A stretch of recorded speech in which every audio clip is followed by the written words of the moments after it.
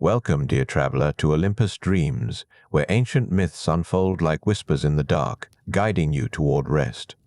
If these stories bring you peace, a gentle like or subscription means the world. Now, settle deeply into comfort. Let your breathing slow and journey with us into shadow and stillness to a place where darkness is not feared but understood. Tonight, we descend into the story of the most misunderstood of all the gods. The silent king, the patient lord, the one who waits in shadow. Tonight we tell the story of Hades. In the beginning of his consciousness, there was only darkness and the rhythm of another's breathing, not the darkness of night which holds stars and moonlight and the promise of dawn. No, this was the darkness of a prison made of flesh. The interior of Kronos, Titan king, whose fear had made him monstrous, whose terror of prophecy had turned him into a tomb for his own children. Inside that living grave, 3 brothers waited.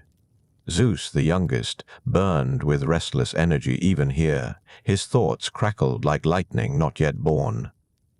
He paced the confines of their fleshy cell, such as one could pace in a space that shifted with each breath their father took. His impatience was palpable, a heat in the darkness. Poseidon, middleborn, was tide and tempest even then. He surged and receded, his mood rolling like waves against an unseen shore. Sometimes he raged, sometimes he fell silent. But he never settled, never found peace in their imprisonment. But Hades, the eldest of the 3, simply waited. He had been here longest, swallowed first, given most time to adjust to the peculiar horror of this existence. Where his brothers fought against their confinement, Hades had learned to inhabit it, not with resignation, but with something deeper, a kind of patient understanding that some prisons must be endured until the key turns. In the wet darkness of their father's belly, Hades discovered something about himself. He was comfortable in shadow. The absence of light did not frighten him. The silence between their father's heartbeats felt almost companionable. While Zeus dreamed of sky and thunder, and Poseidon yearned for the crash of waves he had never seen, Hades found himself content to sit in the dark and think.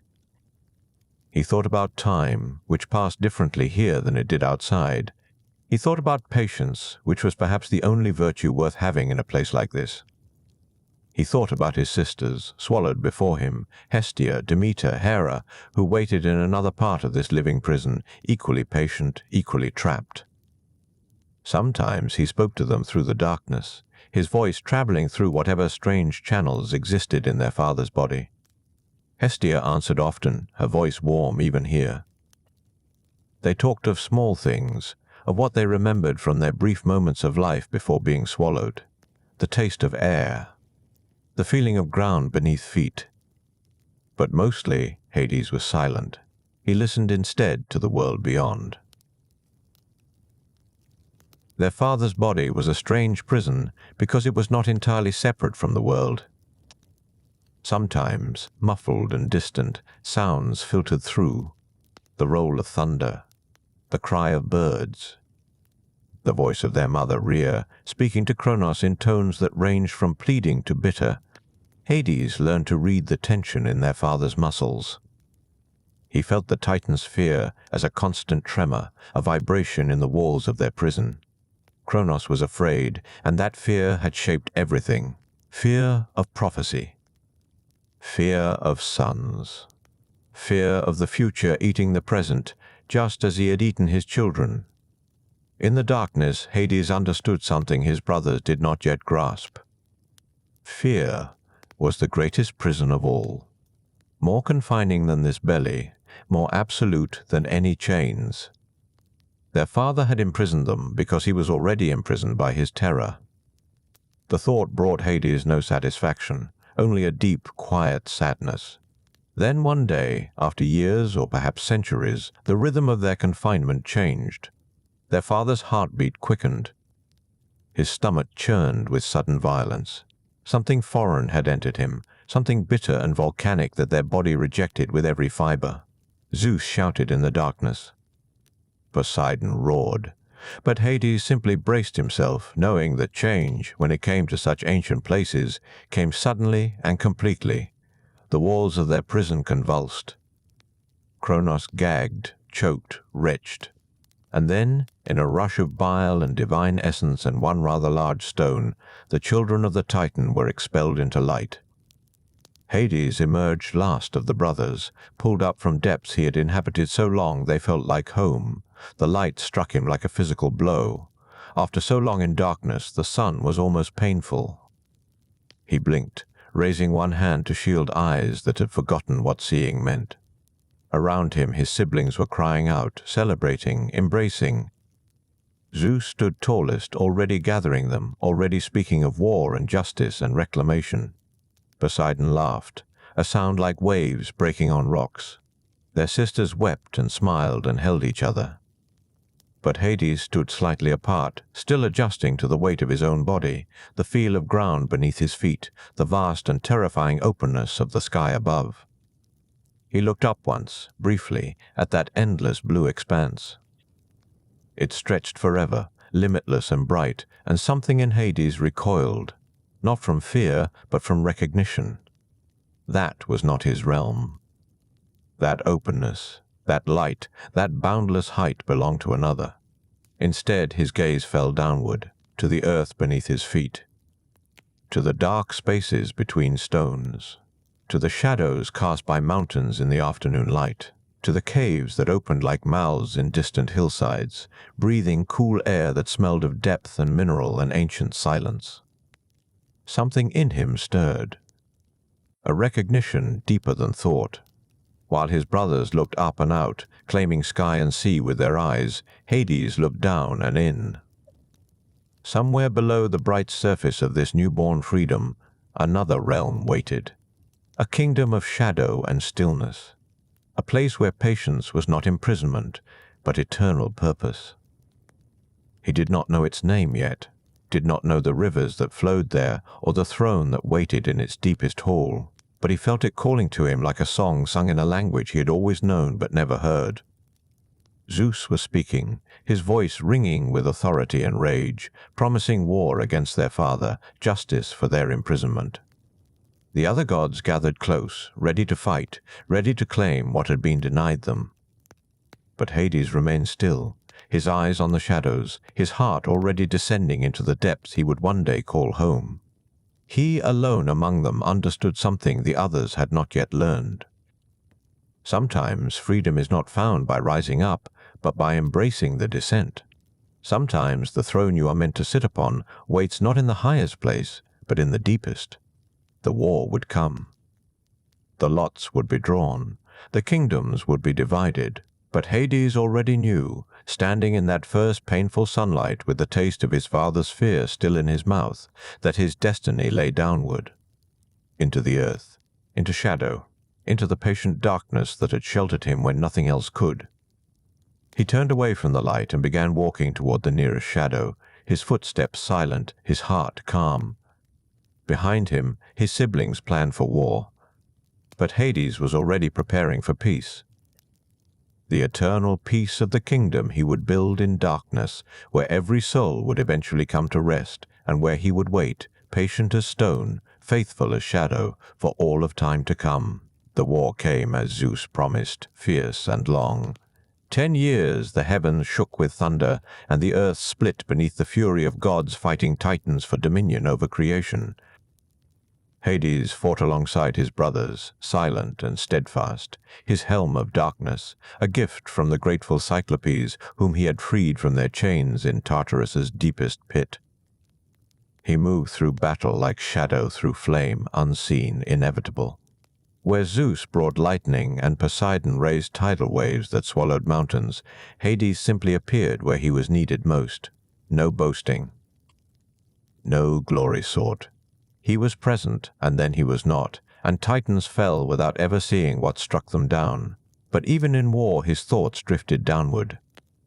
During brief respites, when his brothers celebrated small victories with wine and thunderous laughter, Hades would walk away from the firelight. He found himself drawn to caves, to deep ravines, to places where the earth opened like a mouth and breathed cold air that tasted of mineral and time. In one such place he stood at the edge of a chasm so deep no sunlight touched its floor. His siblings' voices echoed behind him, distant and somehow belonging to another world. He closed his eyes and felt the pull of the darkness below like a tide calling to the moon. Something vast waited there. Something patient. Something that knew his name before he was born. When the war finally ended and the Titans lay defeated, bound in chains of unbreakable bronze and cast down into Tartarus's endless night, the three brothers stood alone on a windswept peak. The world stretched below them, battered but beautiful, waiting to be claimed. The sky above them arched blue and infinite. The sea rolled grey-green to every horizon. Zeus produced an urn of hammered gold, its surface etched with images of the cosmos. Inside, 3 lots rested, each inscribed with one of the 3 great kingdoms that needed ruling. The sky, the sea, the underworld. They stood in silence for a long moment. The wind pulled at their hair and clothing. Eagles circled overhead, already recognizing Zeus, though the lots had not yet been drawn. Somewhere far below, waves crashed against rocks that would soon answer to Poseidon's moods. "We fought together," Zeus said, his voice gentler than usual, almost uncertain. "We stood against our father's cruelty and won. Now we divide what we have earned. 3 kingdoms, 3 brothers. Let fate decide." He held the urn between them. The bronze lots clinked softly inside, a sound like distant bells or coins for a ferryman not yet employed. Poseidon stepped forward first. His hand hovered over the urn's mouth, hesitating. Hades saw his brother's jaw tighten, watched him take a breath as if preparing to dive beneath a wave. Then Poseidon's hand plunged into the urn and emerged, clutching a bronze disc. On its surface, 3 wavy lines. The sea. Poseidon's shoulders relaxed. He grinned, sudden and bright as sunlight on water, and moved away, already looking toward the distant coastline where his new realm waited. Zeus went next. No hesitation. He reached into the urn with the confidence of someone who had already decided what fate would grant him. His fingers closed around the second lot, and when he drew it forth, lightning seemed to flicker across its engraved surface. The sky. Zeus nodded as if the lot had merely confirmed what he had always known. He raised it to the light, and thunder rolled somewhere in the distance, approval from the heavens themselves. 1 lot remained in the golden urn. Hades stepped forward slowly. He did not need to reach inside to know what symbol waited there. The underworld. The realm beneath. The kingdom of shadow and silence, and the endless dead. His brothers watched him, their expressions carefully neutral. Did they pity him? Did they think him cursed to rule the darkest kingdom, the one farthest from Olympus's gleaming halls and eternal sunlight? If they did, they said nothing. Hades placed his hand into the urn. The metal felt cold against his skin. His fingers found the final lot, and he drew it forth into the light. A gateway. A threshold. The symbol of passage from one world to another, from life to death, from knowing to mystery. He stared at it for a long moment, this bronze disk that sealed his fate. His brothers waited for him to speak, perhaps to protest, to ask if they might draw again, to suggest some other arrangement. But Hades felt no disappointment, no grief. Instead, a strange warmth spread through his chest, a sensation like coming home after a journey so long he had forgotten where home was. "The underworld," he said softly, his voice carrying despite its quietness. "The realm beneath all realms, the kingdom where every story ends." "Brother," Zeus began, and there was something almost apologetic in his tone. "If you wish, we could, numb." Hades closed his fingers around the lot, feeling its weight settle into his palm like an answer to a question he had been asking all his life. "This is right. This is mine." He turned away from the peak, away from the sky that would never belong to him, and the sea he would never command. His brothers called after him, but their voices faded quickly, swallowed by distance and wind. Hades walked downward, always downward, past the battlefield where Titan blood still stained the stones, past the high meadows where mortal shepherds would soon graze their flocks, unaware that gods had fought and bled on the grass beneath their feet, past the tree line where sunlight began to fade and shadows grew longer, deeper, more welcoming. He found a cave mouth, wide and dark as a scream frozen in stone. No sound emerged from it. No light penetrated beyond the first few feet. It simply opened into the earth like a wound, like a promise, like an invitation written in the language of silence. Hades paused at the threshold. Behind him, the world of light and life and his brother's laughter. Before him, darkness absolute. Darkness that had no end. Darkness that held every secret, every grief, every soul that had ever been or would ever be. He stepped inside. The temperature dropped immediately. The air changed, becoming heavier, older, tasting of copper and stone and time itself. The sounds of the outside world cut off as cleanly as a severed thread. His footsteps echoed, then stopped echoing, absorbed by something vast and attentive. Hades continued down.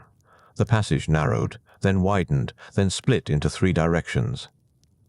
He chose the leftmost path without knowing why, following instinct or fate or the pull of the lot still warm in his hand. The darkness grew deeper. Not the simple darkness of night, but something older, primordial. The darkness that existed before light was invented, before the sun first opened its burning eye. And in that darkness Hades smiled. He walked for hours or days or years. Time felt different here, stretched thin and circular, bending back on itself. The passage sloped steadily downward, spiraling into the earth's ancient heart. Eventually he heard water. Not the cheerful babble of a surface stream, but a slow, heavy flowing, as if the river itself was weighted with sorrow or memory or both. The passage opened suddenly into a vast cavern. And there, stretching into the darkness beyond sight, flowed the first river of the underworld. The Styx. Hades stood on its bank and watched the dark water slide past, smooth as oil, reflecting nothing. It moved without sound, without urgency, patient as eternity. The air above it shimmered with mist that rose and did not rise, hanging suspended like breath held forever. On the far bank, barely visible in the gloom, stood a figure, tall and bent and impossibly old. A ferryman leaning on his pole, his boat waiting in the shallows. Charon. Though Hades had never seen him before, he knew the name as if it had been carved into his bones. The ferryman did not speak. He simply watched, his eyes gleaming in the shadows beneath his hood. Waiting. Patient as the river that bore his boat, patient as death itself. Hades stepped forward to the water's edge. "I am Hades," he said, and his voice carried across the dark current. "I am the lord of this realm now. Will you serve?" Charon tilted his head, considering. Then, slowly, he pushed his pole against the riverbed and guided his boat across the Styx. It moved without wake, without sound, as if floating on something thicker than water. When the boat touched the near bank, Charon stepped aside and gestured to the empty space before him. An invitation. A recognition. A first subject pledging service to a new king. Hades climbed into the boat. It did not rock beneath his weight. The wood felt ancient and smooth under his hands, worn by centuries of carrying the dead across dark waters.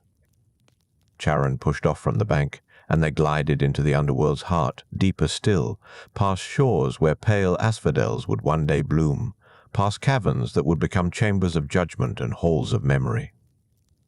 The lot in Hades' hand grew warmer, as if pleased, as if saying, "Yes, this is yours, this is home, this is where you were always meant to be."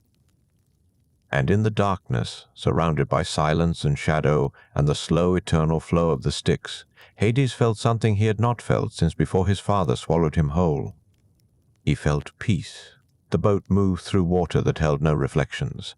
Charon's pole made no sound as it touched the riverbed, pushing them forward through currents that felt older than motion itself. Hades sat in the narrow vessel, one hand trailing near the surface of the Styx, not quite touching. The air tasted of minerals and forgotten things. They passed beneath stone arches that seemed to grow from the darkness rather than being carved. Stalactites hung like frozen rain, their tips wet with condensation that had been gathering for millennia. The cavern ceiling rose and fell in gentle waves, sometimes close enough to touch, sometimes vanishing into blackness so complete it felt like falling upward. Other rivers joined the Styx. Hades heard them before he saw them, different voices in the dark. The Acheron flowed from the left, its waters carrying the weight of woe in every drop. Where it merged with the Styx, the current grew heavier, more purposeful, as if grief itself had direction. The Phlegethon entered from the right, its surface flickering with pale flames that gave no heat. Fire and water merged impossibly, and the light cast strange shadows that moved independently of their sources. Hades watched them dance across the cavern walls, telling stories in a language he was beginning to understand. Farther down, the Cocytus wept its way into the main current. This river made sound, a low keening that vibrated in the stones themselves. It was the river of lamentation, and its voice would echo through the underworld forever, a constant reminder that grief, too, was eternal. The last river they passed ran clear and quiet, the Lethe, the river of forgetting. Its waters looked almost inviting, gentle and cool, but Hades knew their danger. One sip and memory dissolved like salt in rain. Identity itself washed away, leaving only the smooth blankness of souls who had surrendered their stories. 5 rivers, Hades said softly, more to himself than to Charon. 5 paths that all lead here. The ferryman did not answer. He simply poled onward, his movements economical and precise, the rhythm of someone who had done this crossing countless times, though no soul had yet required his service. The cavern began to change. The rough stone walls smoothed, became worked, shaped by hands or intention or the pressure of destiny itself. Columns rose from the water, carved from black marble that swallowed torchlight. They were fluted and ancient, holding up a ceiling that gradually transformed from raw stone to vaulted architecture. Hades realized they were entering something, not just a deeper cave, but a structure, a palace. The boat touched shore where steps of polished onyx descended into the water. Charon secured his vessel with a rope that looked woven from shadow itself. He gestured again, and Hades stepped onto the stairs, feeling them solid and real beneath his feet. He climbed slowly, giving his eyes time to adjust to the deeper darkness here. At the top of the steps, a vast hall opened before him. The palace of Erebus, though he had not known, it had a name until this moment. Knowledge arrived unbidden, as if the underworld itself was teaching him, whispering its secrets directly into his understanding. The hall stretched impossibly far. Columns marched in rows toward a distant throne, each one carved from different stone, obsidian, basalt, dark granite, jet. They stood like frozen watchers, silent witnesses to the kingdom's first king arriving home. The floor was polished to a mirror shine, but it reflected nothing. Hades' footsteps made no echo. The silence here was different from the caves above. It was intentional, crafted, the silence of a place waiting to be filled with purpose. Torches burned in sconces along the walls, their flames casting dim blue light that made shadows deeper rather than dispelling them. The stone walls were carved with images, rivers flowing, souls drifting, seeds planted in dark earth. The cycle of death and renewal told in pictures that seemed to shift when he wasn't looking directly at them. Hades walked the length of the hall alone. Charon had not followed, perhaps understanding that this first approach should be solitary. The throne waited at the far end, mounted on a dais of black marble veined with silver. It was not ornate. No gold leaf, no jewels, no ostentation. Just stone shaped into a seat, massive and immovable, carved from a single piece of obsidian that held depths like looking into a well at midnight. He stood before it for a long moment. His brothers had their thrones now, atop Olympus where sunlight streamed and nectar flowed. They would rule with lightning and tides, with drama and passion, and the changeable moods of sky and sea. But this throne spoke of different power, not the power to destroy, but the power to endure, not the power to change, but the power to remain constant when everything else had burned away. Hades sat. The stone was cold but not uncomfortable. It fitted itself to him as if it had been carved with his exact shape in mind. The arms rested perfectly beneath his hands, the back supported without pressing. He sat, and the underworld settled around him like a cloak. Something shifted. The torches burned brighter for a moment. The carved images on the walls moved through their cycles more swiftly. The rivers outside sang briefly in harmony. The palace acknowledged its king. Hades closed his eyes and felt the weight of his new realm spreading out in all directions. He sensed the extent of it. The halls yet to be filled, the fields yet to bloom with pale flowers, the judgment chambers waiting for their judges, the depths of Tartarus far below where the Titans screamed against their chains. He felt the boundary too, the membrane between life and death that enclosed his kingdom. It pulsed gently, a rhythm like breathing. Mortal lives flickered beyond it, brief and bright as sparks, while here in the darkness time moved differently. Forever was not frightening here. It was simply a fact, like stone or water, or the cold blue flames that would burn eternally without consuming anything. Opening his eyes, Hades looked across his empty hall. Empty but not lonely. There was work to be done, a kingdom to build, laws to establish, order to bring to the chaos of death that mortals feared so deeply. He had been swallowed by darkness as a child. He had fought a war for the right to rule it. And now, sitting on a throne carved from primordial stone in a palace built by the earth itself, he understood what his brothers perhaps did not. This was not exile. This was not punishment for drawing the final lot. This was purpose. Zeus would hold the sky with all its storms and glory. Poseidon would command the seas with all their fury and depth. But Hades would tend the inevitable. He would be the constant that waited at the end of every story, the patient darkness, the final rest. He stood from his throne and walked through his palace, learning its halls, discovering its chambers. Rooms opened like secrets revealed. A library with empty shelves waiting for the accumulated wisdom of the dead. Gardens where silver trees grew from stone soil, their branches bare but not dead, waiting for the right season. Deep chambers where 3 seats stood, carved but never occupied, the judgment halls. Hades studied them, understanding flowing through him. Minos, Rhadamanthes, Aeacus. 3 judges he would need, but they did not exist yet. They would come in time, mortals, so just that even death could not diminish their wisdom. He found fields of asphodel stretching beyond sight, grey flowers that gave soft light, creating a twilight meadow where ordinary souls would wander in peaceful obscurity. Not punishment, not reward, simply existence continuing in its gentler form.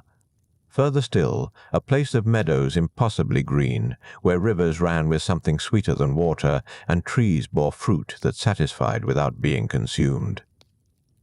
Elysium, paradise earned, rest deserved. It lay empty now, but would fill with heroes and the blessed, those who had lived so well that even the underworld would give them softness. And deepest of all, below even his palace, the true Tartarus began. Not the pit where Titans raged, but the foundation itself, the place where punishment was measured and eternal, where the worst souls would learn that death did not mean escape from consequence. Hades walked it all, learning his kingdom, and with each step the lot in his hand pulsed warmer, approving, confirming. Near the palace entrance he heard a sound. Not quite a growl, not quite a whimper. Something between animal and question. From the shadows, a creature emerged. It stood massive as a horse, but shaped like a hound, its fur black as the space between stars. It had 3 heads, each one studying Hades with eyes that glowed dim red in the torchlight. The creature's lips pulled back, revealing teeth meant for guarding, for holding, for ensuring that what entered did not leave. But it did not attack. Instead, the center head lowered slightly, a gesture almost like a bow. Cerberus, Hades said, knowing the name, the way he knew the rivers, the way he knew his throne. You guard my gates. The 3-headed hound's tails began to wag. The work began not with grand proclamations, but with simple walking. Hades moved through his realm day after day, though day was perhaps the wrong word here, where no sun rose or set. Time moved differently in the underworld, measured not by light, but by the arrival of souls, and in these early ages, few mortals had yet learned how to die properly. Still, they came, one by one. Then in small groups, the first trickle of what would become an endless river of the dead. Hades stood at the shore of the Styx and watched them arrive, confused and frightened, clutching memories that were already beginning to fade. They stumbled on the dark banks, calling names that would receive no answer. Some wept, some raged.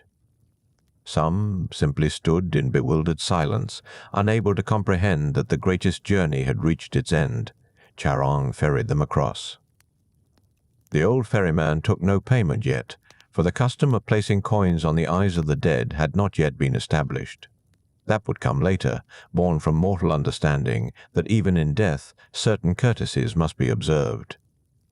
But where should the dead go once they arrived? They gathered near the palace steps, a confused crowd growing daily, waiting for someone to tell them what came next. Death had happened to them. Now they needed death explained. Hades watched from his throne. He felt their uncertainty like pressure against his consciousness, their fear of judgment, their hope for mercy, their desperate desire to understand why anything at all should continue after the heart stopped beating. He could not judge them all himself. That became clear immediately. There were too many, and more arrived with every passing hour. Mortal lives were brief but numerous, and each one carried a weight of choices, a tapestry of actions both kind and cruel, a complexity that deserved more than divine whim. The judgment hall stood waiting.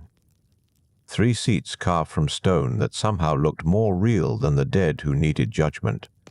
Hades studied them, understanding that he could not fill these chairs with gods. Gods were too changeable, too prone to favoritism and passion. The judges needed to be something else. They needed to be mortal once.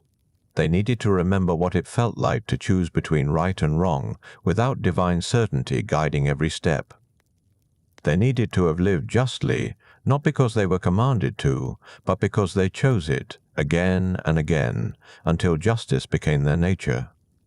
Such men did not exist yet, but they would. Hades could wait. In the meantime, he divided his kingdom with his own hands, walking its boundaries, setting borders that would hold for eternity. The work calmed him. It required no thunder or drama, just patient attention to detail, the careful consideration of where each type of soul belonged. He marked the boundaries of asphodel first. The grey meadow stretched vast and gentle, its flowers giving soft light without shadow, their petals never wilting because they had never truly bloomed. This would be the place for ordinary souls. Not the wicked, not the blessed, simply those who had lived mortal lives of mortal choices. They would wander here in peace, remembering slowly less and less, until memory became simply a gentle fog and existence continued without the sharp edges of specific identity. It was not cruel. It was rest. True rest. The kind mortals claimed to want but never quite achieved while living. Next, he walked the borders of Elysium. The meadows here glowed with impossible green, grass that grew from no soil but from hope itself. Trees bore fruit that satisfied every hunger. Rivers ran clear and cool, and their water tasted of whatever the drinker most desired. This was paradise earned, rest deserved. Heroes would come here, and the truly virtuous, those rare mortals whose goodness was not performance but essence. Hades knelt and touched the grass. It was real, solid, not some divine illusion. His realm could grow beauty as well as shadow. The dead did not have to dwell only in darkness. Those who deserved light could have it, even here. Finally, he descended to the deepest parts of his kingdom. Down past the palace foundations, past the river's sources, down to where Tartarus began its true work. This place needed no beautification. The stone here was rough and ancient, and the air itself felt heavy with consequence. Here the wicked would dwell. Not in fire necessarily, not in obvious torment. The underworld was more subtle than that. The worst punishment was perfect justice, perfectly applied, forever. Here the cruel would understand what they had inflicted. The murderer would feel every death. The betrayer would know every broken trust. Not as abstract concepts, but as lived experience, repeated endlessly without diminishment. Memory would not fade in Tartarus. It would sharpen, refine itself, become more acute with every passing age. Hades did not smile as he marked these boundaries. There was no pleasure in it. But there was necessity. The universe required balance, and if the good were to be rewarded with rest, then the wicked must face something else. Not vengeance, but justice. Cold, patient, eternal justice. When the divisions were made, Hades returned to his throne and called the gathered dead before him. They shuffled forward, a confused mass of transparent forms, still half convinced they might wake from this dream if they only tried hard enough. "You are dead," Hades told them. His voice carried no cruelty but also no false comfort. "This is not temporary. This is not punishment, though some among you will find punishment here. This is what comes after. This is what you feared and denied and tried not to think about during all your mortal days." The souls pressed closer, desperate for understanding. "I am Hades. I rule here, not with lightning or tides, but with law. You will be judged. You will be sorted. You will go to the place you earned, through your choices, through your actions, through the lives you lived when life was still yours to shape." He gestured, and the judgment halls opened behind him. The 3 empty seats seemed to glow with potential. Judges will come who knew mortality as you did. They will weigh your lives with scales that cannot be deceived. Until they arrive, I will judge you myself. Not quickly and not carelessly. Each of you will be heard. The dead began to weep, some with relief, some with fear. A few stood straighter, secure in lives well lived. Others shrank back, already sensing what waited for them in the depths. Hades called the first soul forward, a woman middle-aged when she died, worn by labor but with eyes that still held kindness, despite everything life had taken from her. He listened to her story. The words came haltingly at first, then flowed like water finding its course. She spoke of hunger and children and choices made with too little food and too many mouths. She spoke of stealing bread once, twice, 100 times, because the alternative was watching her family starve. She spoke of the guilt that never left, the knowledge that she had broken laws, even if for reasons that seemed justified in the moment. Hades listened to it all. When she finished, he spoke gently. "Asphodel," he said, "rest there in peace. Your choices were mortal choices, made from love and desperation. They will not define your eternity." The woman's form grew lighter, less troubled. Charon appeared to guide her toward the grey meadows where she could finally rest. The next soul came forward. Then the next. Hour after hour, day after day, Hades listened and judged. Some went to Asphodel. A few, very few, were sent to Elysium's green fields, and some, their souls heavy with unrepented cruelty, were guided down to Tartarus where their crimes would be repaid in full measure.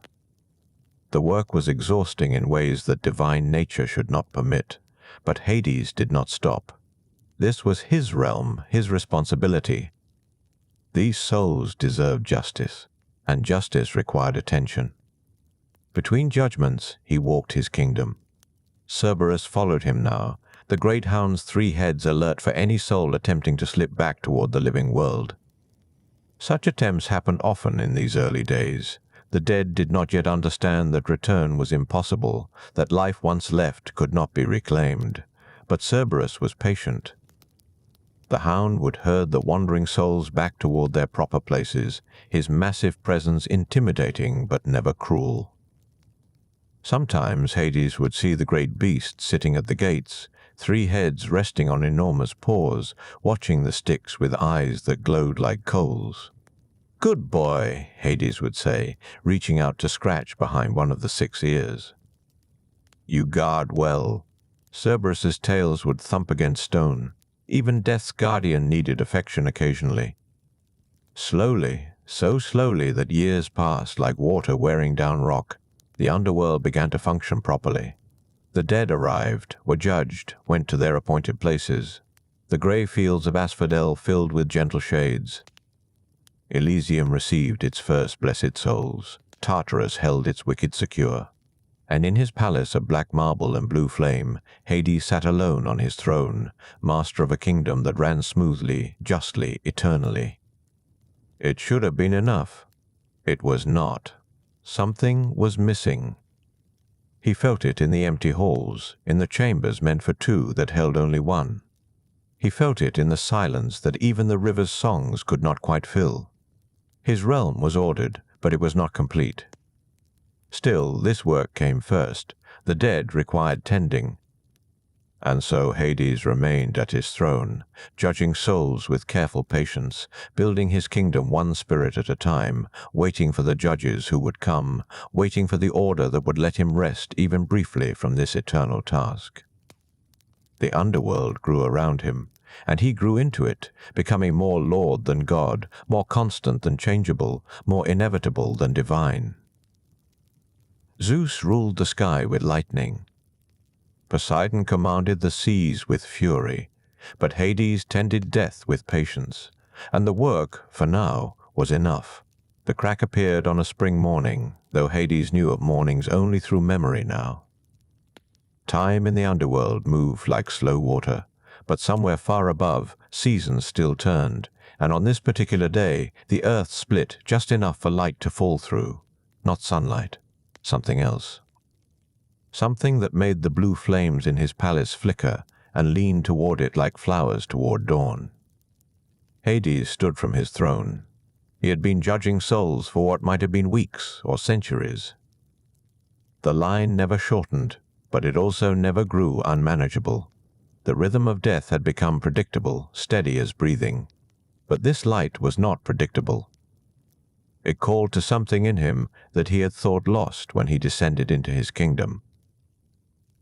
He moved toward the source, passing through the judgment halls where souls waited in patient lines, their transparent forms casting no shadows. They parted for him instinctively, recognizing their lord even in his distraction. Cerberus raised all 3 heads as Hades passed the gates, but the hound did not follow. Some journeys were meant to be taken alone. The crack was small, barely wider than a man's hand. It opened in the ceiling of a cavern that Hades had not visited before, though he knew every stone in his realm, or thought he did. The underworld was vast, and even its king could not be everywhere at once. Through the opening, he could see a meadow, grass so green it hurt to look at. Flowers in colors he had nearly forgotten existed.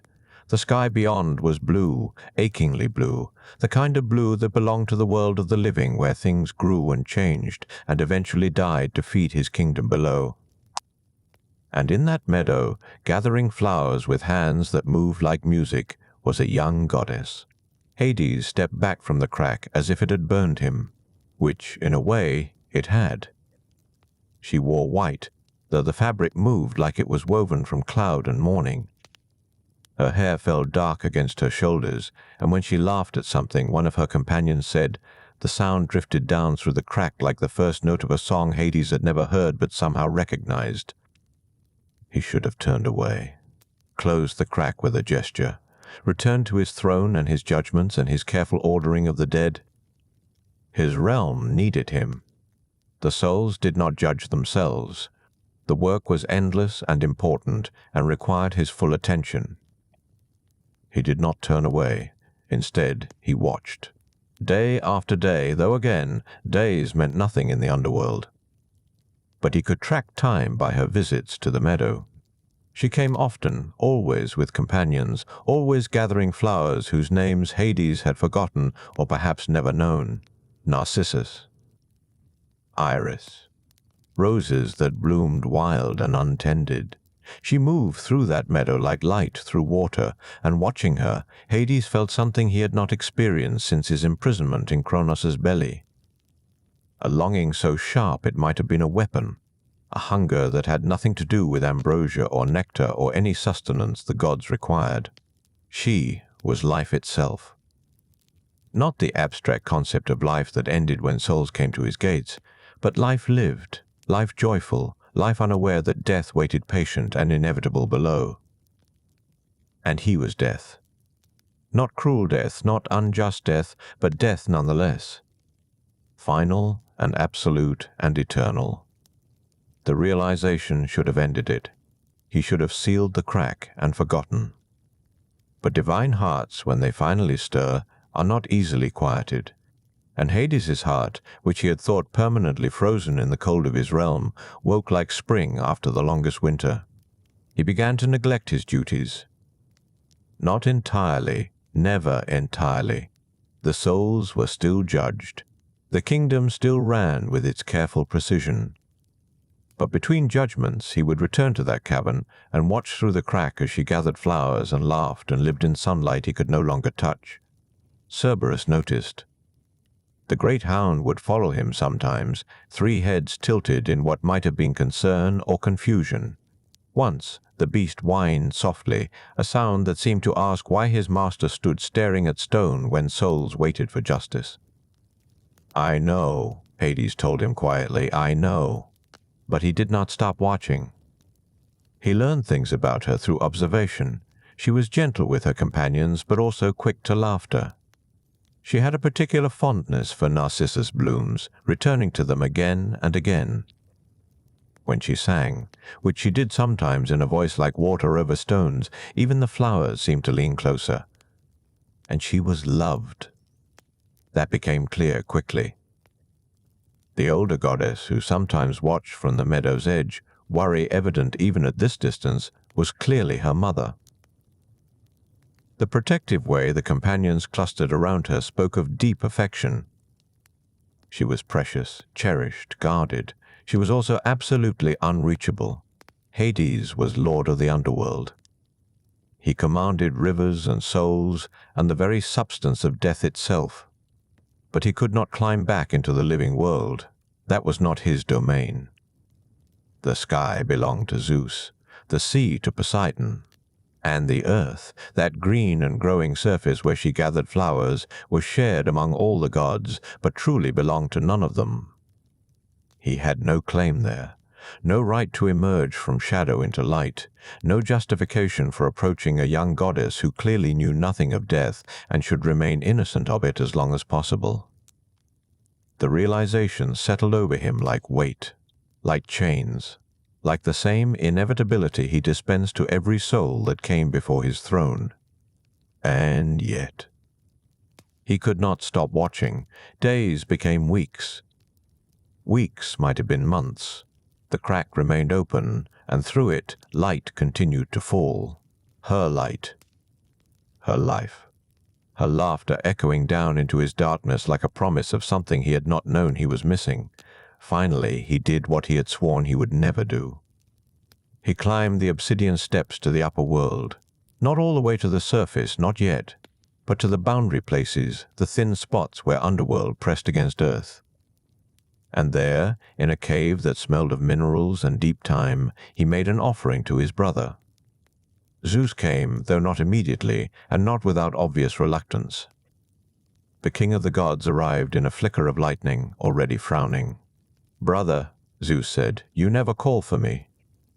"What is wrong?" "Everything," Hades thought. Nothing. Something that has no name yet. "I have been alone," he said finally, which was not the whole truth, but was truth enough. "My realm is ordered.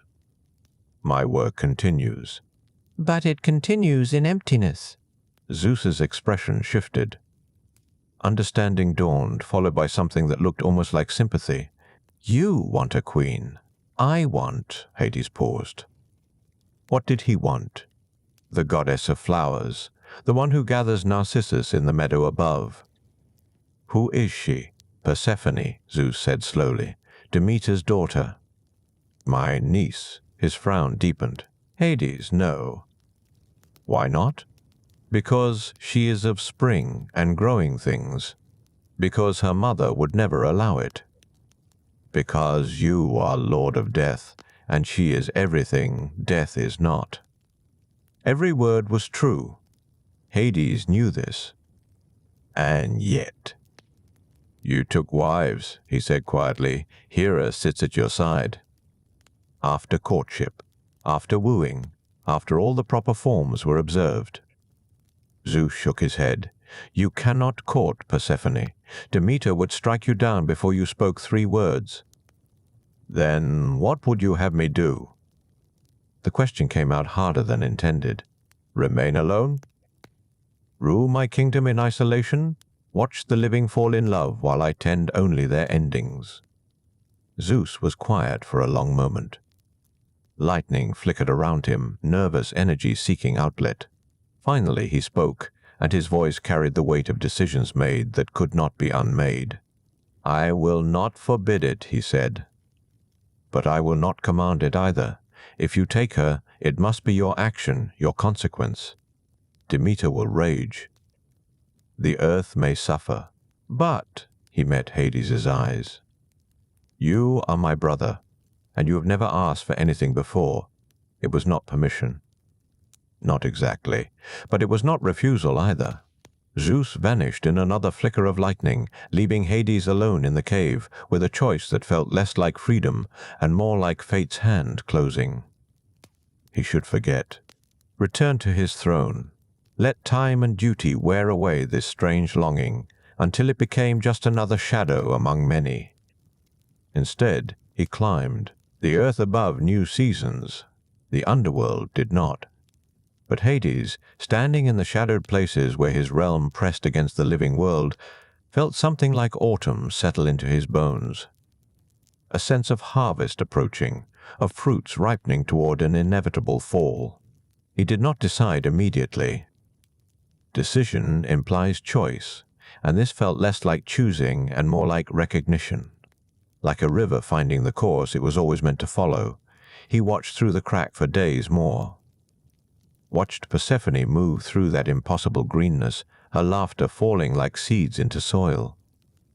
Her companions clustered close, but she would sometimes drift to the meadow's edge, reaching for flowers that grew furthest from the group. Narcissus blooms, white and nodding, their centers bright gold like small captured suns. Hades knew flowers once, before the lot was drawn, before his descent. He had walked in meadows himself, felt grass beneath his feet, known the names of growing things. But that knowledge had faded like paint exposed too long to darkness. Only shapes remained. Memories of color without the color itself. Watching her, he remembered, not the flowers exactly, but the feeling of them. The sense that the world above was soft, where the underworld was hard, yielding where his realm stood eternal and unchanging. She would hate it here. The thought came unbidden and absolute. She would hate the silence and the shadow and the cold that never warmed. She would hate the rivers that flowed with sorrow instead of water. She would hate him for bringing her to a place where nothing grew except memory and regret. And yet, the longing did not fade. It grew like something planted deep, roots spreading through chambers of his heart he had thought sealed. At his throne, judging souls, he would pause mid-sentence, losing his place in careful deliberations. The dead waited patiently. They had endless time. But Hades found himself rushing through judgments, eager to return to that cavern and the crack and the light that fell through like hope's last echo. Cerberus followed him less now. The great hound had taken to sitting at the palace gates, all three heads resting on massive paws, eyes watching his master with something that might have been worry or disappointment. Even the beast knew this distraction bordered on madness. The judges noticed too. Minos approached him one evening, if evening meant anything in a realm of perpetual twilight. "My lord," the judge said carefully, "the souls accumulate. They require your attention." "I know. The balance must be maintained. I know." Minos hesitated, then spoke more softly. "Whatever troubles you, perhaps it will be better faced directly than avoided through observation." Hades looked at him. The judge had been mortal once, had ruled justly in life and earned his position in death. He understood human nature, mortal longing, the way desire could poison good judgment. "If I face it directly," Hades said quietly, "everything changes." "And if you do not?" The question hung in the stale air. If he did not face it, what then? An eternity of watching through cracks? A kingdom ruled by a lord whose attention wandered towards sunlight and laughter? A life, if gods could call their existence life, spent in longing for what he could observe but never touch? That night, in the deepest part of his palace where even shadows grew tired, Hades made his preparations. Not elaborate ones, not schemes or plots or the careful manipulations Zeus might employ. Simply this: he would go to her, he would speak, and she would either accept or refuse. He knew which was more likely. She would refuse. She would recoil from death approaching her in daylight. She would run back to her mother and her companions and her safe, sunlit world where nothing reminded her that all growing things eventually withered. But he would ask anyway, because not asking had become impossible. The chariots stood unused in his stables, black horses grown restless from inactivity. They were creatures of the underworld, born from night and shadow, but they remembered the upper world. When Hades approached, they stamped and snorted, breath coming out like fog. He ran his hand along the first horse's neck. The animal calmed under his touch, recognizing its master despite long absence. "One journey," he told them, "one journey into light." The horses understood, or seemed to. They allowed themselves to be harnessed, four magnificent beasts, darker than absence, their eyes reflecting the blue flames that burned eternal in his halls. Hades did not tell his court where he was going, did not announce his departure or make arrangements for his absence. The judges could handle the souls for a brief time. The rivers would continue their flowing. The gates would hold. Cerberus would guard, and he would either return alone or return with a queen. The path upward was not difficult. Every crack, every cave, every thin place between worlds belonged to him by right of lordship. The earth opened for him like a door long closed but not locked. The horses climbed through darkness that gradually, impossibly, began to lighten. He had forgotten what light felt like, real light. Not the pallid glow of his realm or the blue flames that marked his palace, but sunlight. It struck him like a physical blow when they emerged in a grove near the meadow. His eyes watered. His skin, which had not felt warmth in ages beyond counting, prickled with sensation. The horses shied, uncomfortable but obedient. Hades steadied them, then looked toward the meadow where he knew she would be. Where she always was on days like this, days when the sky held that particular shade of blue and the air carried the scent of growing things. She was there, white against green. Dark hair catching light. Hands full of flowers she had gathered, narcissus blooms already beginning to wilt in her grasp. Her companions surrounded her, laughing at something, their voices carrying on wind that tasted of life. Hades watched from the grove's shadow. This was the moment, the choice that would change everything or change nothing. The question that had only one answer but needed asking anyway. He urged the horses forward, not quickly. Not with the violence or urgency or force that later stories would describe, just steadily, purposefully, like tide approaching shore, like night falling, like any inevitable thing moving toward its conclusion. The first companion to notice him screamed. The sound cut through meadow peas like bronze through flesh.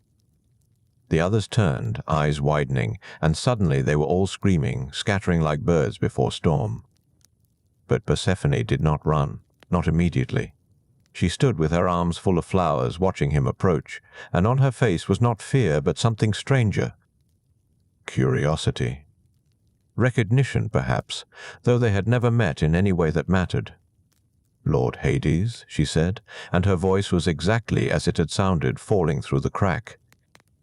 Like water, like music, like everything his realm was not. He stopped the chariot. For a long moment, neither spoke. Around them, the meadow held its breath. Even the wind seemed to pause. "I have watched you," he said finally, because truth was all he had, from below. Through stone and shadow. "You gather flowers where nothing dark can reach." She looked at the blooms in her arms. At him. Back to the flowers.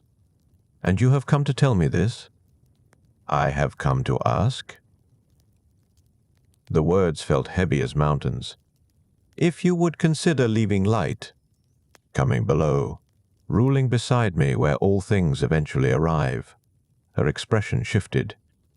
Not to fear yet, to something else, understanding maybe.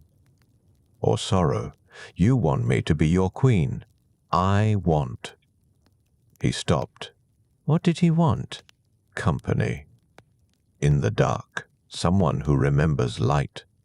Behind her, Demeter's voice called out, sharp with panic. The companions were regrouping, and soon the goddess of harvest herself would arrive, and there would be rage and fire and consequences that rippled through earth and sky. Persephone took a step toward him. Not away. Toward. "If I say no?" she asked quietly.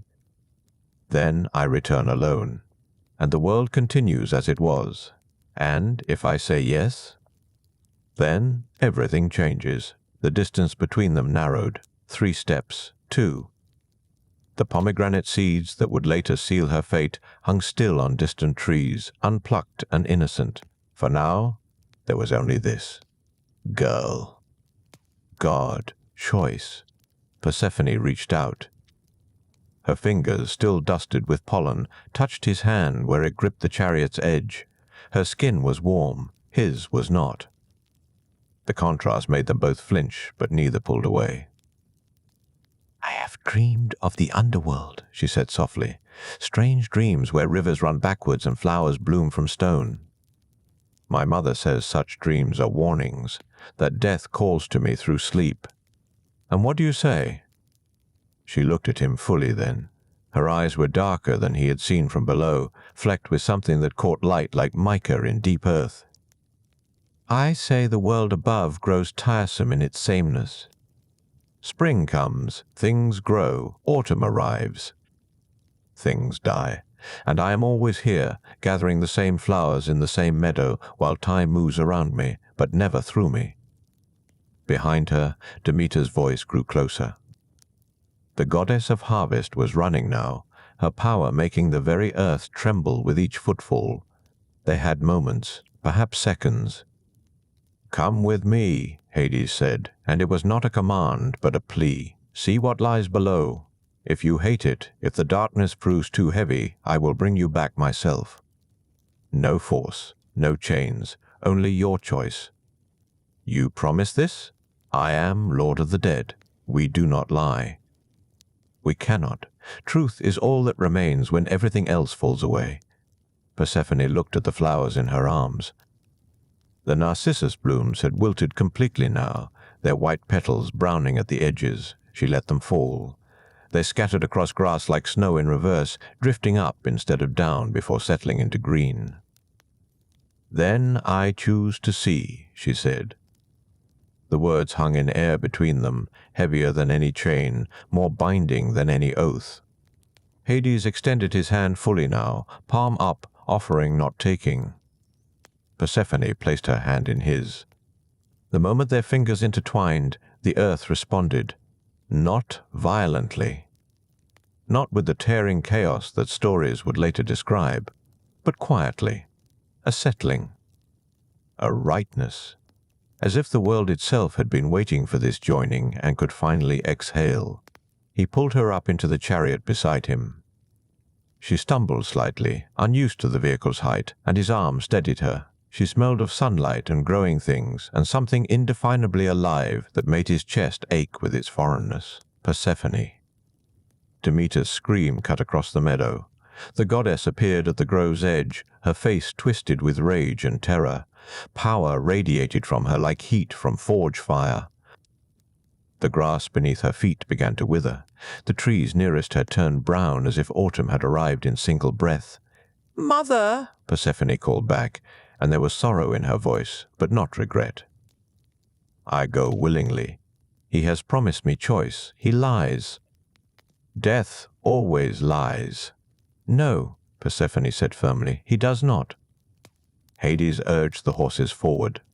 They needed no encouragement. The beasts of shadow knew their home and were eager to return to it. The earth before them began to crack, not tear, not rupture, but open like a door long sealed, finally remembering its hinges. Demeter ran. Her power reached toward them, vines erupting from soil, flowers blooming and dying in desperate succession, the very air growing thick with her grief and rage. But she was too late. The chariot descended. The horses plunged into opening earth. And Persephone, queen of nothing yet, held tight to Hades's arm as light fell away above them. The descent was not long. Distance meant different things between worlds. They passed through layers of stone and root, through caves where water dripped in eternal rhythm, through spaces where earth pressed close and air grew thin. Persephone did not scream. She watched everything with wide eyes, taking in the changing dark, the way shadows acquired texture and weight. The horses' hooves found solid ground again. The palace of the underworld rose before them, black marble and dim flame, beautiful in ways that living eyes struggled to process. Persephone released Hades's arm slowly, stepping down from the chariot with careful dignity. "So," she said quietly, "this is where all things come, eventually." She walked forward. Her footsteps echoed in spaces designed for silence.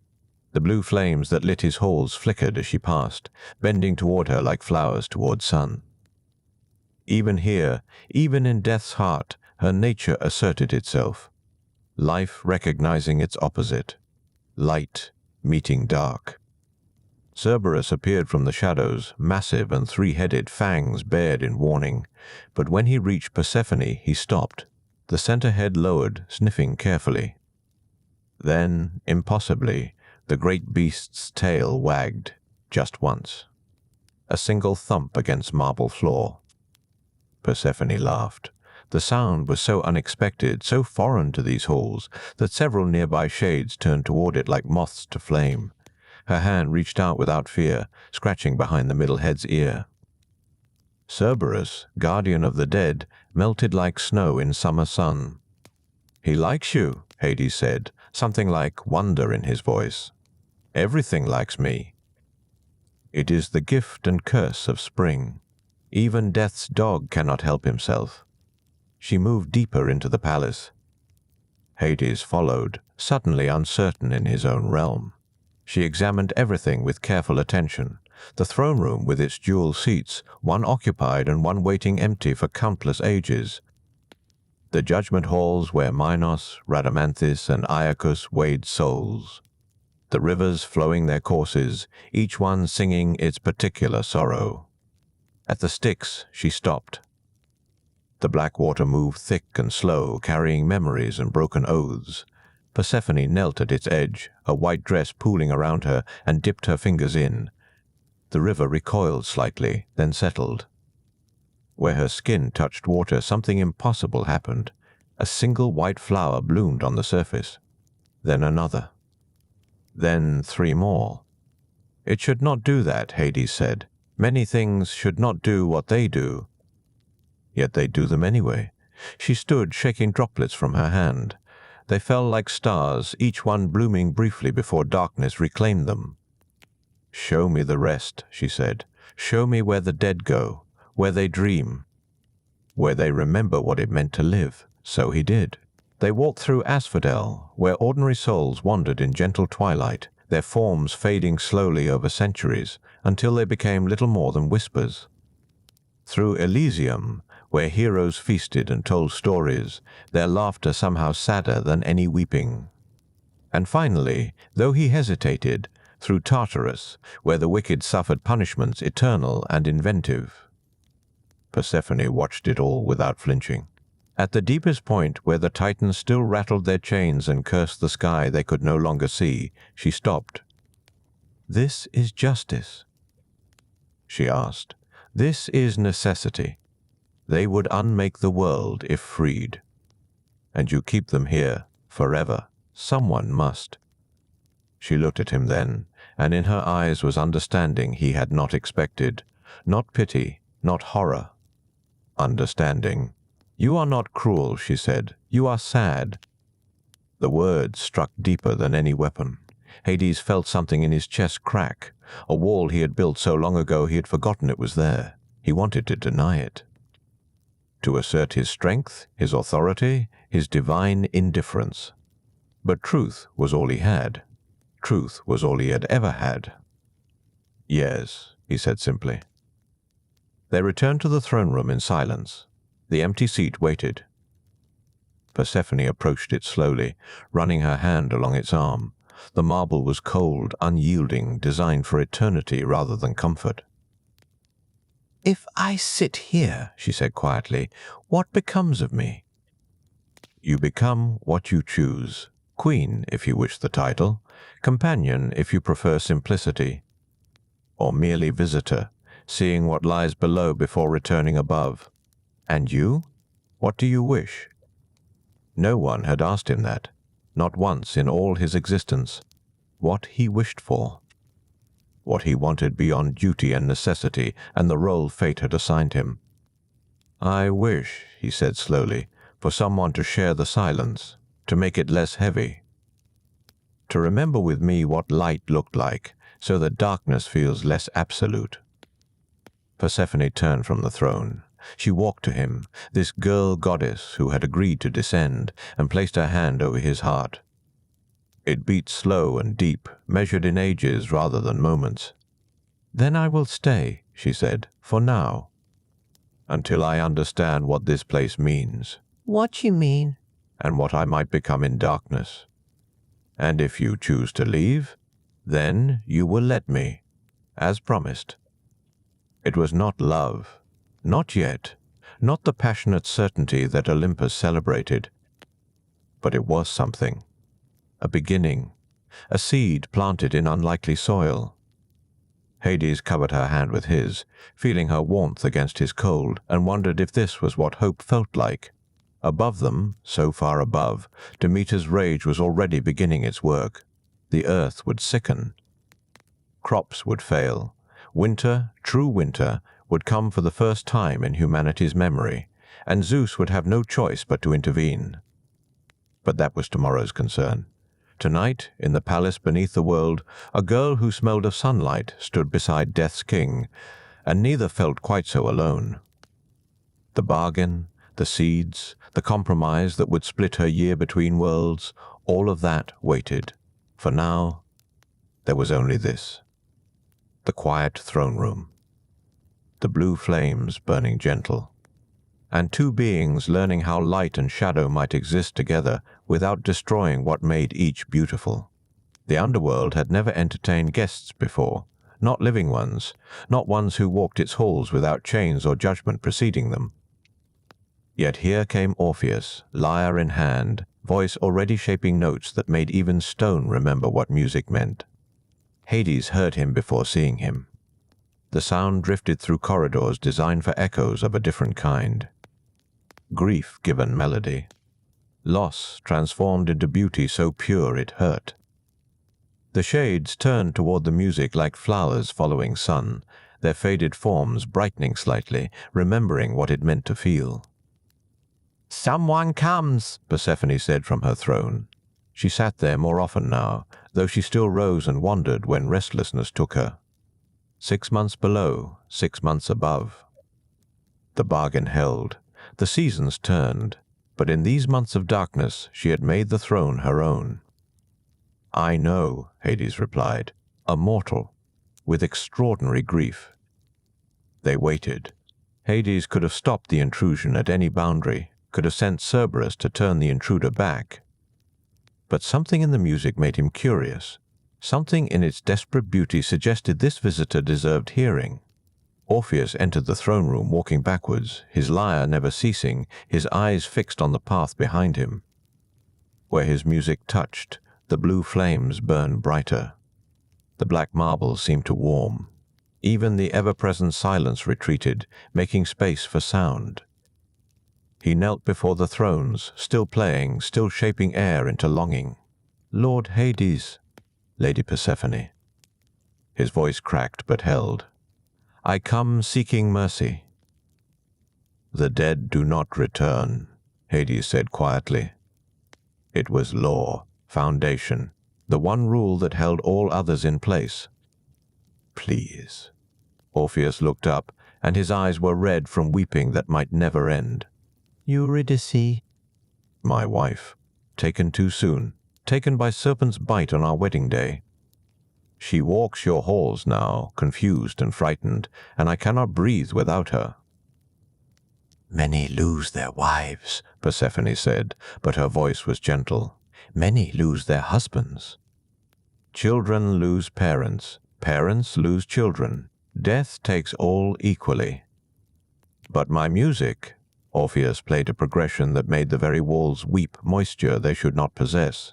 "My music is all I have, all I am. And without her, it means nothing. Let me sing her back. Let me try." Hades listened to the melody. It spoke of spring mornings and promises made beneath olive trees, of hands intertwined and futures imagined, of one perfect day that ended in darkness and venom, and a bride who would never age, never laugh, never wake beside her love again. Something in his chest tightened. He knew this feeling, though rarely let it surface.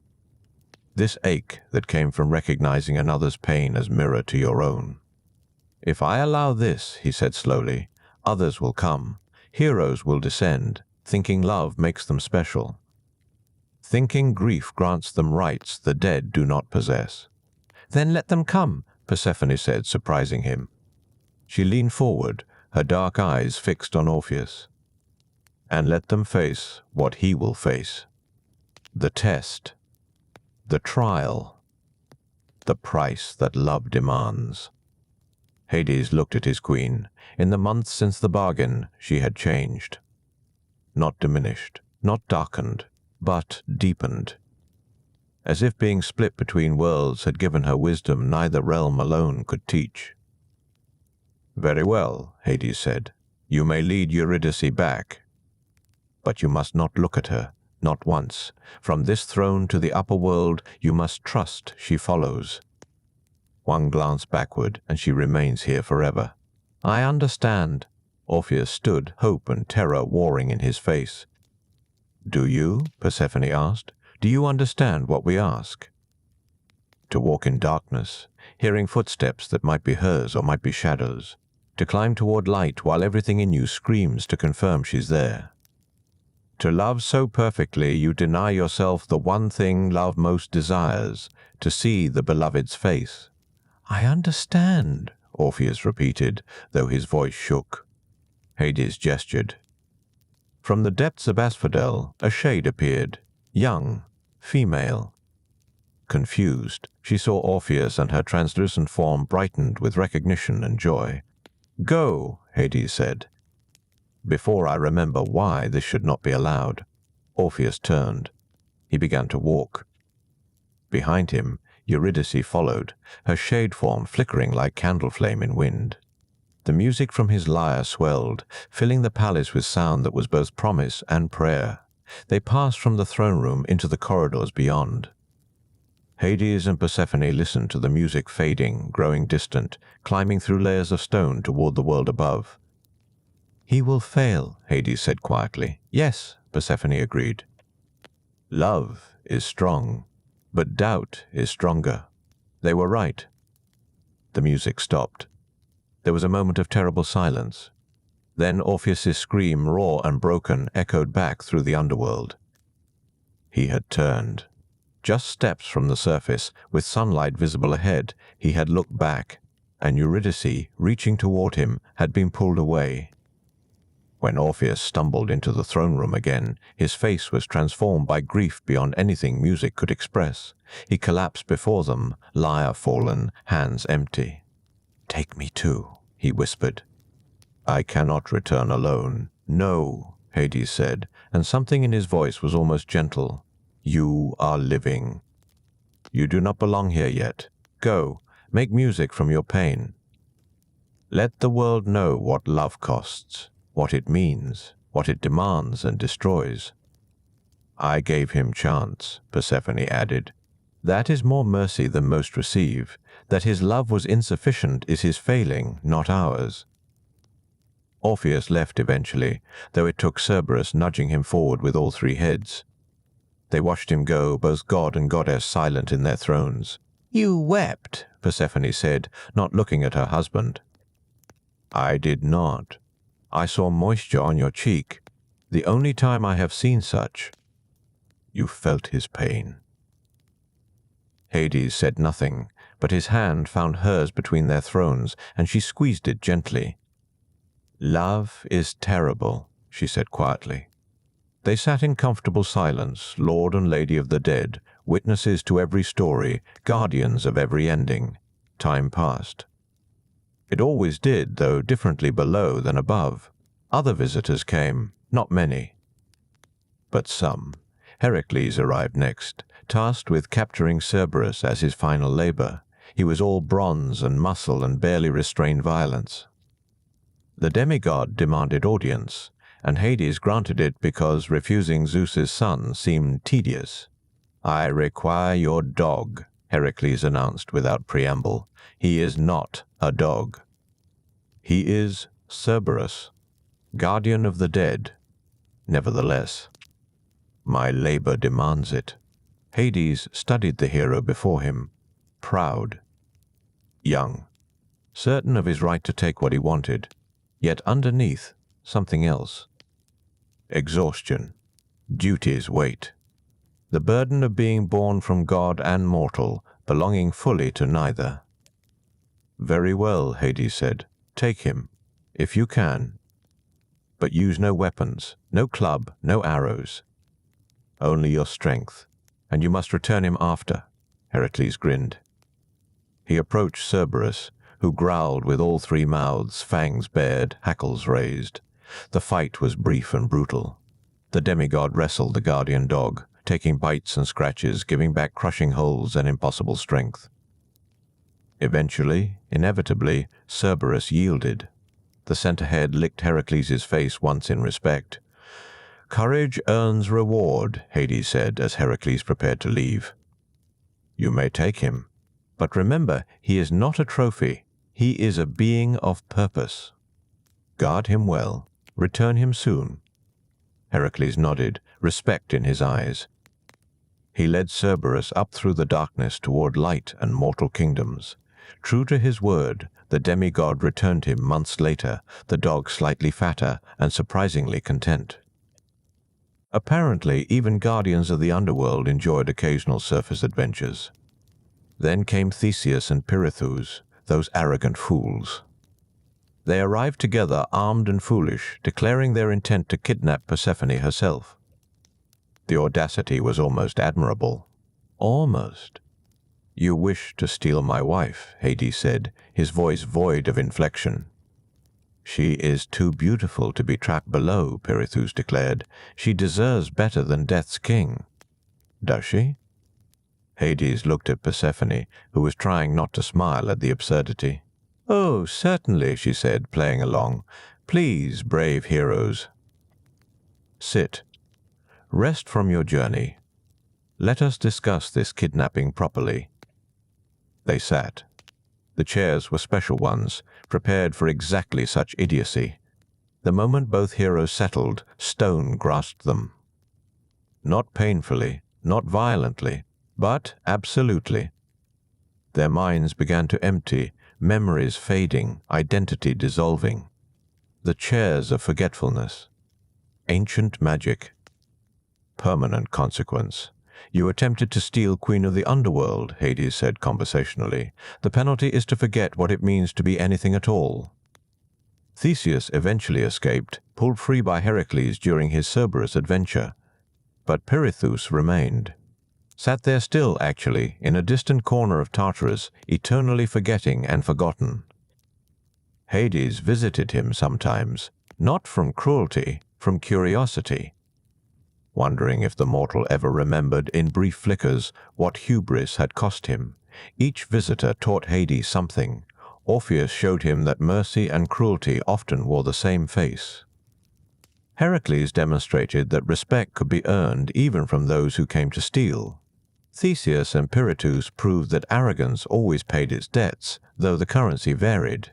Through it all, Persephone watched. She learned her husband's justice, how he measured each soul, how punishment was never arbitrary, how mercy was granted to those who earned it through courage or truth or simple human dignity. "You are not what the stories will say," she told him one night, her head resting against his shoulder. "What will they say?" "That you are villain, abductor, thief, the dark god who steals spring." "Are they wrong?" She considered this carefully. "No, but they are incomplete. You are also guardian, judge, the only one of your brothers who keeps his oaths, the only god who does not meddle above beyond necessity." Hades was quiet. Then, so softly she almost missed it, "Thank you." The throne room settled into silence again. But it was different now, not empty, not heavy, just peaceful. The silence of two beings who had learned how to share space without words always filling it. Outside, the rivers flowed their courses. The shades wandered Asphodel's eternal twilight. Cerberus gnawed a bone he'd found somewhere. And the underworld, kingdom of all endings, continued its timeless work. In the depths below, something stirred, but that was concern for another time. For now, beneath the world, in the palace of black marble and blue flame, Death's king and his springtime queen sat together, witnesses to every story ever told, keepers of every ending ever written. And in that particular darkness, for once, everything was exactly as it should be. The throne room had grown familiar with silence now, but it was the silence of companionship rather than emptiness. Hades watched the blue flames dance across black marble, their light casting shadows that moved like gentle breathing. Persephone sat beside him, working silver thread through her fingers, creating patterns that resembled frost on window glass. "You never visit Olympus," she said without looking up from her work. "I am not invited." "You are invited. Every festival, every gathering. Zeus sends word. Formal invitations are not the same as welcome." She glanced at him then, her dark eyes reflecting flame. "You choose absence. I choose my realm." He spoke quietly, without defensiveness, simply stating what was true. And it was true. While his brothers raged and schemed and philandered across the mortal world, Hades remained. While Zeus transformed into swans and bulls and golden rain to seduce whoever caught his wandering eye, Hades tended his kingdom. While Poseidon drowned sailors over perceived slights and fathered monsters in every ocean cave, Hades maintained order in the only realm that truly required it. He was, in his way, the most faithful of all the Olympians. Not from virtue necessarily, but from understanding. His work mattered. Every soul that crossed the Styx deserved guidance, judgment, proper placement. The dead could not wait while their king cavorted above. "Tell me," Persephone said, setting aside her thread, "do you ever regret it?" "The lot you drew?" Hades considered the question with the seriousness it deserved. "At first, perhaps. When Zeus claimed the sky and Poseidon the sea, when they walked in light while I descended into shadow, yes. There was a moment of thinking I had lost some great prize. And now? Now I understand that someone must do this work, must ensure the dead find rest, must maintain the boundary between life and ending. Without it, chaos. Without it, souls wandering lost forever, neither living nor properly dead." He stood, moving to the great window that looked out over his kingdom. Not a window, truly, more an opening in stone that showed the vastness beyond. Asphodel stretched into impossible distance, filled with shades who drifted like leaves in slow water. Beyond, the darker regions of Tartarus. Further still, the blessed fields of Elysium, where heroes feasted under eternal twilight. "I am not a gatherer of trophies," he continued. "I do not need temples in every city, do not require sacrifices beyond what maintains the proper order. I have never taken a mortal lover to spite my wife or prove my power, have never fathered demigods who cause wars and suffering while carrying my name." "No," Persephone agreed, joining him at the window. "You took one wife, against her will initially. That is crime enough." "Yes." He did not flinch from the truth. That was wrong. Remains wrong, no matter how things have changed between us. She leaned against him slightly, her warmth a surprise against his perpetual cold. "Things have changed." "Have they? I choose to stay now. The 6 months are obligation, yes. But I do not count days until departure. Not any more." Something in his chest eased. Not dramatically. Just a small loosening of tension he had carried so long he'd forgotten it was there. Below them, the work of the underworld continued as it always did. The judges, Minos, Rhadamanthus, and Iacchus, sat in their hall weighing souls. Their scales never lied. Their verdicts were absolute. Hades visited them regularly, listening to cases, ensuring justice remained justice and did not calcify into mere procedure. He walked among the shades of asphodel, too, these ordinary dead who had lived neither greatly good nor greatly evil. They knew him, recognized their king. Some still feared him. Others had grown comfortable with his presence, understanding he meant no harm, only governance.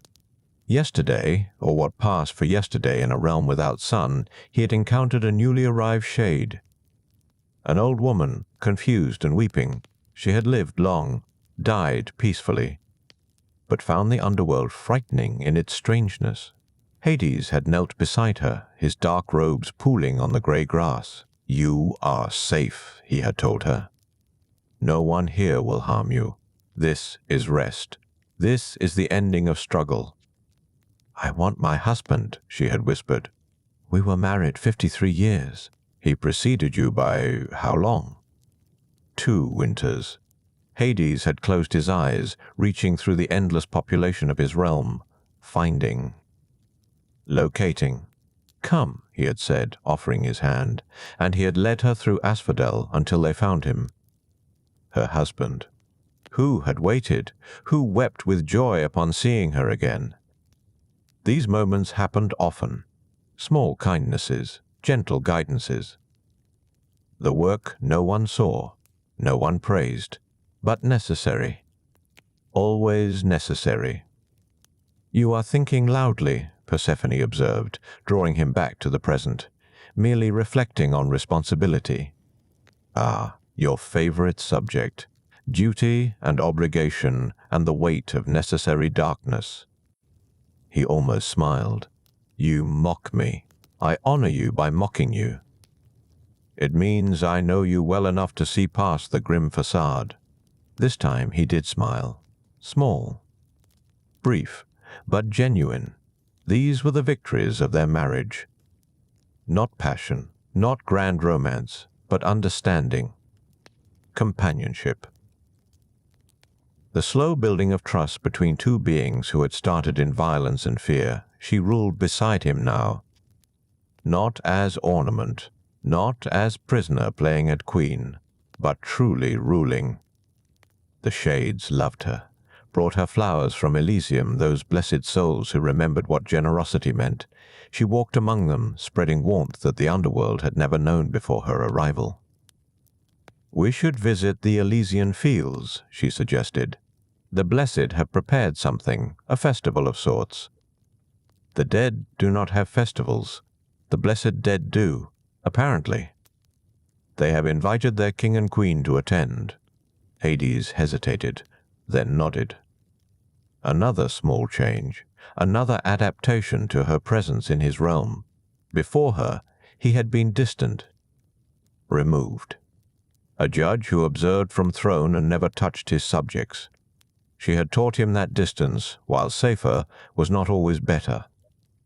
They walked together through the underworld's vastness, past the Phlegethon, river of fire that burned but did not consume, across the Cocytus, river of lamentation whose waters tasted of every tear ever shed. These rivers were Hades' creation, shaped when the realm was young. Each served purpose, each maintained boundary. Elysium glowed ahead, its own light source mysterious and eternal. Here dwelt heroes, the virtuous, those who had lived with honor and courage. They built structures from memory and will, held competitions that could not truly injure, told stories that never grew boring through repetition. They saw their king and queen approach. Achilles knelt. Odysseus inclined his head with that clever smile.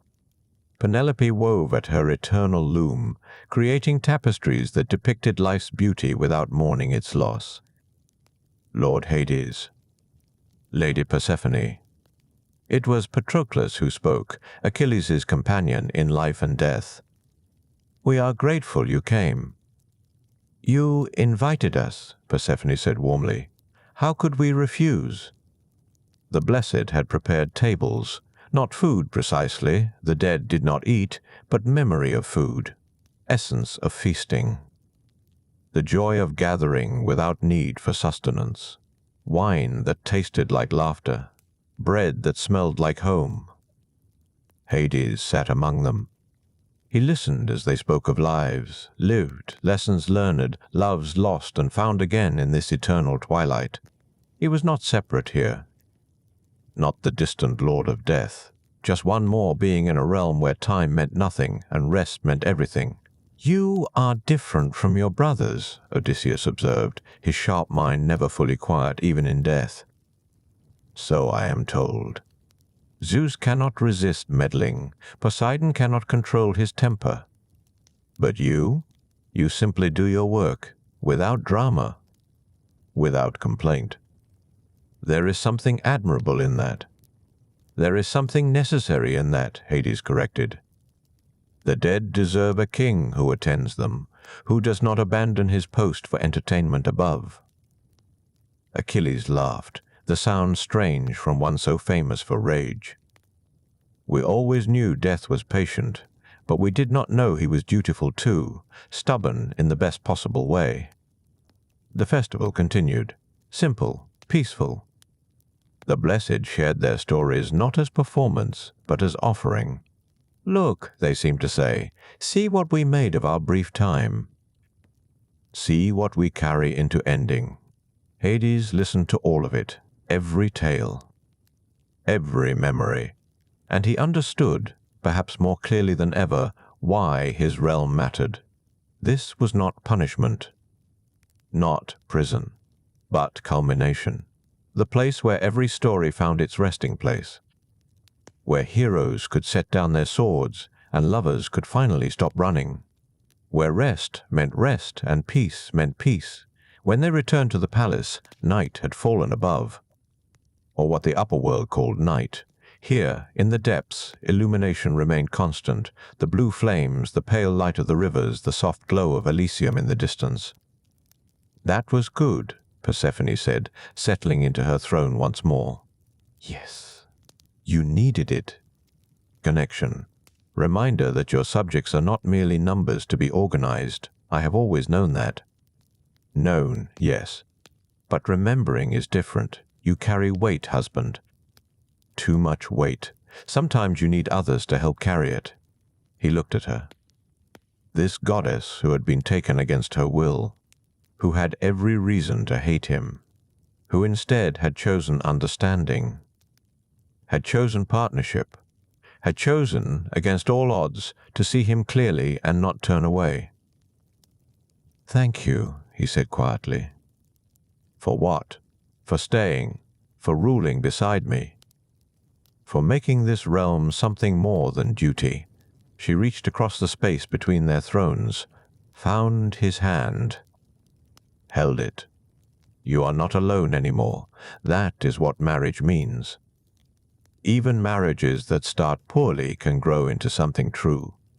The throne room settled into its familiar silence. Outside, souls arrived.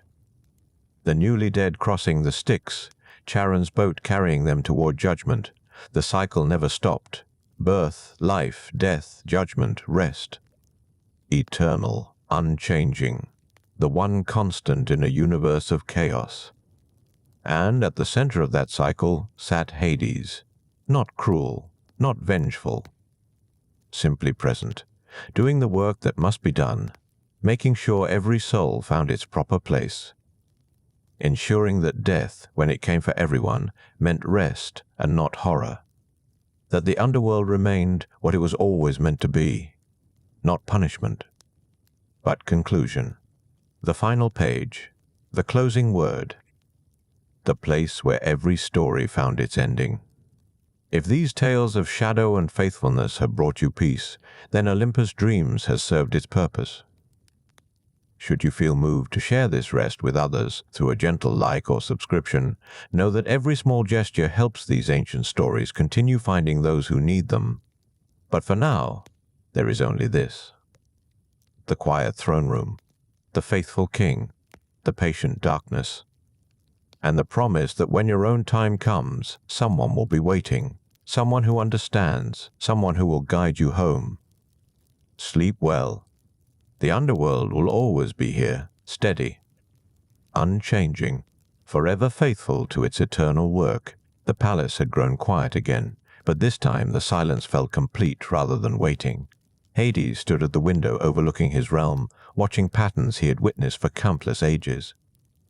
The shades drifting through asphodel, the judges weighing souls with their eternal scales, Charon's boat cutting through dark waters, bringing new arrivals to their final home. Everything continued as it always had, as it always would. Persephone moved beside him, her presence a warmth that still surprised him after all this time. "What do you see?" she asked. "The same thing I have always seen. Endings. Arrivals. The great wheel turning. And does it still feel like burden?" He considered this, truly considered it, giving the question the weight it deserved. "No," he said finally. Not burden, purpose. Below them, a shade stood at the edge of the Styx, newly arrived and uncertain. Hades recognized the hesitation, the fear, the small rebellion against what must be. He had seen it 10,000 times, and each time he felt the same quiet sympathy. "I should go to them," he said. "You always do." He descended from the palace, his dark robes flowing like water over stone. The shade saw him coming and trembled. They always trembled at first, Lord of the dead, King of shadows. Hades the inexorable. But he knelt beside this frightened spirit, as he had knelt beside countless others. "You are safe," he said gently. "This is not punishment. This is rest." "I'm dead," the shade whispered. "Yes, I don't want to be. No one does." "Not truly. But death comes for everyone. Even gods will fade, given enough time. I alone remain constant." The shade looked at him with desperate eyes. "What happens now?" "Now you are judged, not cruelly, Simply, truly. The weight of your life measured against itself. Then you find your place. Rest. Peace. The ending of all struggle. Will I forget everything? Only if you drink from Lethe. And that is choice, not requirement. Many keep their memories. Find comfort in them. Build new existence from old foundation. He helped the shades stand, led them toward the judgment hall where Minos, Rhadamanthus, and Iacchus waited with their scales. This kindness was not dramatic, not the stuff of epic poems. But it mattered. To this shade, in this moment, it mattered absolutely. When he returned to the throne room, Persephone had finished her weaving. The silver pattern caught blue flame light, creating illusions of frost spreading across her lap. "You do not have to meet each one personally," she observed. "I know. But you do it anyway." They arrive frightened, confused. The least I can do is show them their king is not monster, that this realm, while strange, is not terrible. She set aside her work and looked at him directly. "You are not what they expect. I am exactly what I need to be." "Yes," she agreed. "That is what I mean." The throne room held them in comfortable quiet. Outside, the underworld conducted its eternal business. Souls being judged. The blessed feasting in Elysium. The wicked suffering their necessary punishments in Tartarus. Everything in its proper place, maintained by careful attention and unwavering presence. Hades thought of his brothers above. Zeus on his golden throne, surrounded by petitioners and sycophants. Poseidon in his coral palace, raging at perceived slights and plotting revenge against sailors who forgot his offerings, both of them dramatic, both of them restless, both of them forever seeking something beyond what they possessed, while he remained here, content, complete, not because his lot was better, but because he had accepted it fully, had made peace with shadow and silence, had found meaning in the work itself rather than seeking glory from it. "Do you know what I have learned?" Persephone said softly. "Tell me, that darkness is not the opposite of light. It is simply light's resting place, where brightness goes to recover before rising again." "You learned that here?"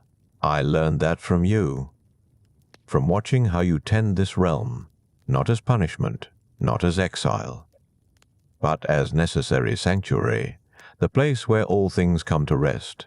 Hades reached across the space between their thrones once more, found her hand, held it as he had held it countless times before. This simple gesture had become their greatest intimacy. Not passion, not fierce romance, but steady presence. Two beings who had found understanding in unexpected places. The blue flames danced their eternal dance. Shadows moved across black marble like breathing things. The underworld stretched vast and patient around them, holding every soul that had ever been, providing rest for all of existence's weary travelers. "I would not change this," Hades said quietly, "if given choice again. If offered sky or sea or any other realm, I would choose this, exactly this. Even knowing the cost, the isolation, the fear others hold toward you. Even knowing all of it, because someone must do this work, must ensure the dead find peace. And I understand now that I am suited for it, not cursed with it, suited for it." Persephone smiled, that small, knowing smile that meant she understood completely.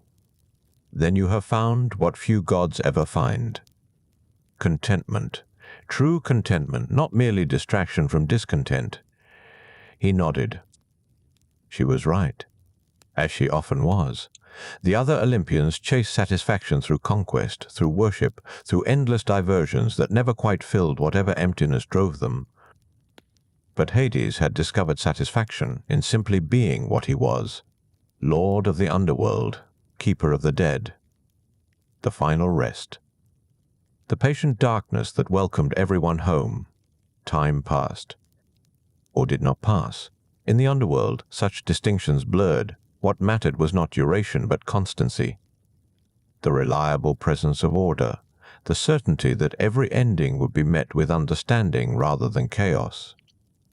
A new group of shades arrived. Hades watched them cross the Styx. Charon's boat rocked gently. The ferryman had done this work almost as long as Hades himself. Never complaining, never questioning, simply ferrying souls from one shore to another, understanding his role in the vast machinery of death. "I will greet them," Persephone said, rising from her throne. "You need not. I choose to." "As you choose to. We are king and queen of this realm together. Let us welcome them together." So they descended once more, side by side, light and shadow. Spring and ending. Two halves of a greater whole, maintaining balance in the one place where balance mattered most absolutely. The shades saw them approach. Fear flickered, then eased. Because Hades and Persephone did not arrive with judgment or threat, only with guidance. With welcome. With the promise that this strange new existence, while different from what came before, held its own peace. "You have come far," Persephone said gently to the newly dead. "The journey is complete now. Rest here. Find your place among those who have rested before you." And the shades, hearing kindness where they expected severity, began to understand. This was not prison. This was completion. The end of wandering. The beginning of eternal rest. If you have found comfort in walking these shadowed paths with faithful Hades and his springtime queen, if these ancient tales of duty and unexpected love have eased you toward rest, then perhaps you will return to Olympus dreams for more such journeys into myth and peace. A quiet like or subscription helps ensure these stories continue finding those who need them most. And so the underworld turns. And so the dead arrive. And so Hades remains, faithful to the end and beyond, the one constant in a universe of change, the steady darkness where all light finally comes to rest. Sleep now. The Lord of the underworld keeps his vigil. The throne room waits. And in that patient shadow there is only peace.